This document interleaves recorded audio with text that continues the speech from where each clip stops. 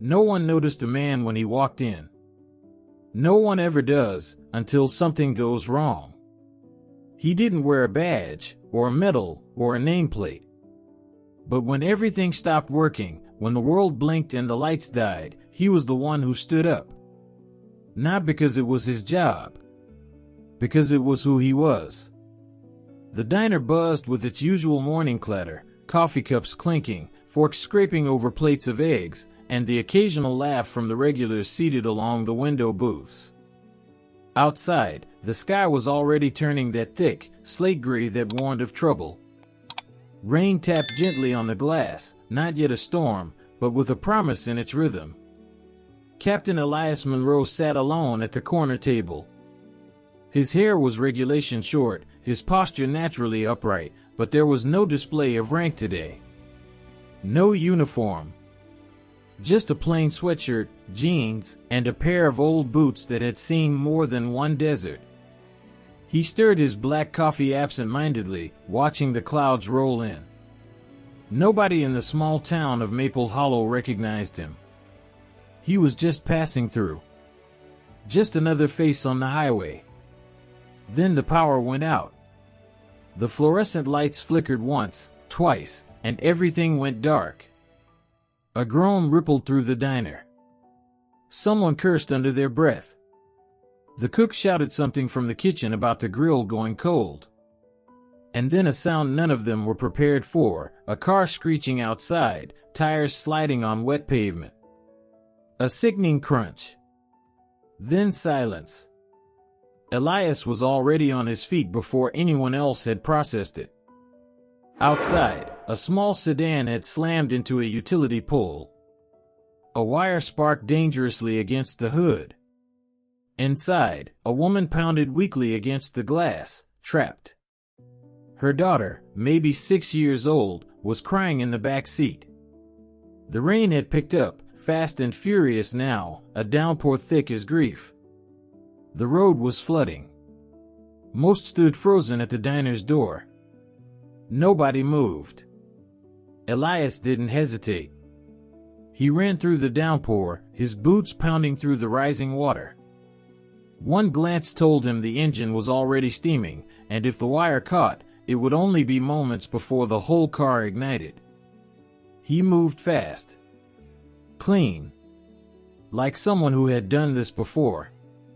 With his bare hands, he pulled open the driver's side door, shielding the woman with his body as he unclipped her belt and lifted her from the seat. She was barely conscious, disoriented. He turned to the back, smashing the window with the heel of his hand and pulling the child out next. And then the spark came. The wire hissed, snapped free, and the hood lit up with a small flame. Elias didn't flinch. He ran. Holding both mother and daughter, he made it back to the diner just as the car erupted into flame behind him, the fire glowing through the rain like a war zone. The entire diner stared. He set the woman gently on the bench seat by the door, checked her breathing, and then wrapped the girl in his coat. It was only after the paramedics arrived, after the fire department and sheriff showed up, that someone noticed the dog tags hanging around his neck. Sheriff Jenkins knelt beside him. "Son, you military?" Elias nodded, quietly. "Captain. U.S. Air Force. I'm on my way home." The power was still out that evening, but the town didn't go dark. Candles and lanterns were lit in windows. Neighbors brought food from defrosting freezers and shared meals on porches.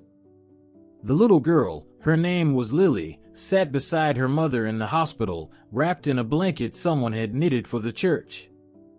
Captain Elias didn't stay. He didn't even wait for a thank you. By the time the news trucks arrived the next morning, he was gone. A quiet signature on the hospital intake sheet. A receipt for a breakfast he never finished, left on the diner counter with a 20 under his mug. But his name lingered. People started talking. A boy down at the gas station said he helped Elias change a flat tire that morning and that he was the kindest man he'd ever met. The waitress remembered how he'd left an extra tip for the kitchen staff. Sheriff Jenkins made a call and found that Elias had flown emergency supply missions during hurricanes. That he'd airlifted orphans out of war zones. That he once landed a C-17 in a dirt field in Sudan with nothing but flashlight guidance to save a village from starvation. But none of that was written on his face.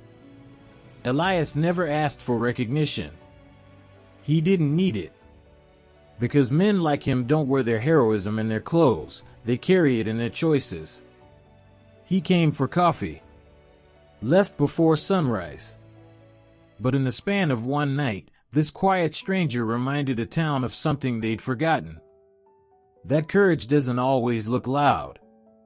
Sometimes, it's just a man in a sweatshirt, standing in the rain, running toward the fire when everyone else is frozen in place.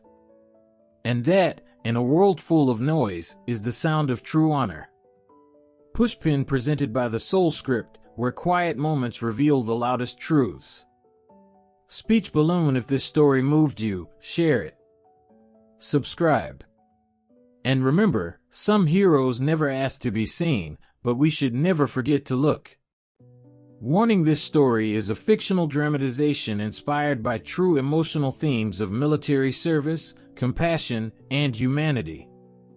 Viewer discretion is advised.